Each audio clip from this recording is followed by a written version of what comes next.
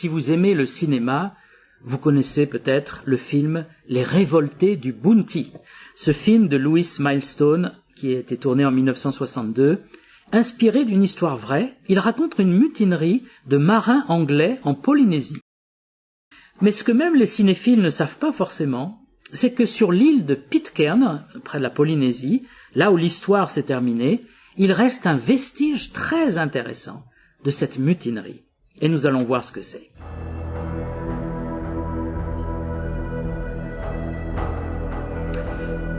Quel est ce vestige qui est sur l'île de Pitcairn, résultat de la mutinerie du Bounty? Parce que le Bounty a existé, c'est une histoire vraie. C'était un bateau anglais commandé par le capitaine William Bligh.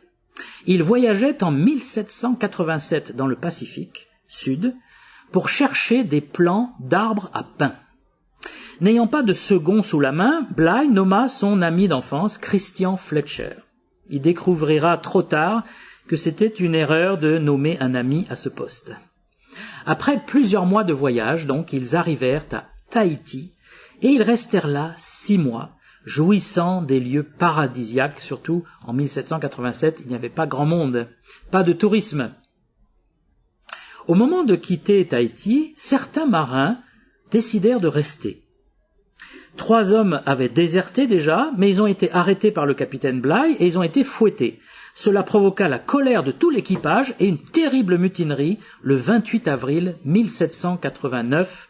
Fletcher, l'ami du capitaine, et les mutins qui l'ont accompagné prirent le pouvoir sur le bateau, sur le Bounty, et le capitaine Bligh et ses supporters furent laissés dans un canot de sauvetage à dériver en plein océan.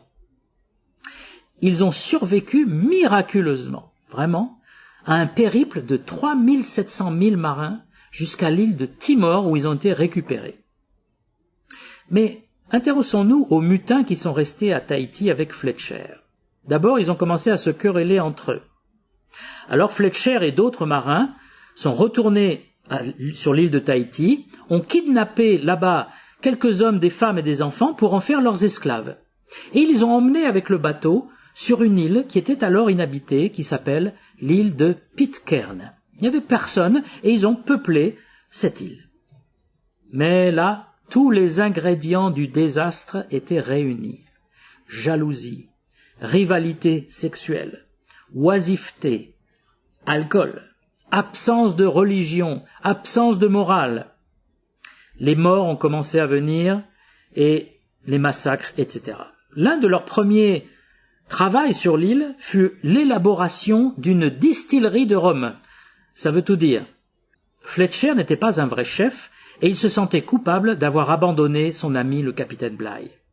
Et très rapidement, il fut assassiné par l'un des autres matelots. Et très vite, les meurtres se succédèrent et il ne resta plus que quelques natifs de Tahiti qu'ils avaient amenés là et 2 Anglais du bateau, le Bounty. Ces 2 hommes s'appelaient Ned Young et John Adams. Dégoûtés de l'anarchie qui avait régné jusque-là, ils voulaient fonder une société plus juste sur cette île. Et en fouillant les dernières affaires qui restaient dans le Bounty, John Adams a retrouvé une Bible. Il a commencé à la lire, et en la lisant, son cœur fut vivement touché. Et il se mit à instruire la petite communauté dont il avait la charge. Le message de Jésus-Christ transforma la vie de ces personnes.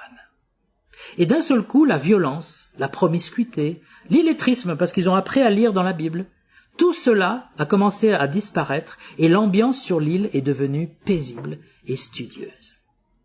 Ned Young mourut peu après des suites de son asthme et 20 ans plus tard, en 1808, un navire anglais qui s'appelait le Topaz amérit sur l'île de Pitcairn et ses marins furent ébahis de trouver là une société heureuse de chrétiens vivant en paix et en prospérité, sans crime, sans maladie, sans meurtre, sans débauche. Ils étaient souvent métis entre les Anglais et les Tahitiens. La Bible du Bounty qui a marqué cette île et qui est encore marquante dans cette île est exposée dans une église comme témoignage de son effet sur ses habitants. Les historiens décrivent l'effet de la parole de Dieu sur les populations de Polynésie. On a tous en tête les images de l'hospitalité tahitienne, le sourire des femmes et les colliers de fleurs qu'on remet autour de votre cou quand vous arrivez là-bas. Mais vous savez qu'il n'en a pas toujours été ainsi. Avant l'arrivée de la Bible amenée par des marins anglais, les habitants de ces îles de Polynésie étaient constamment en guerre entre tribus.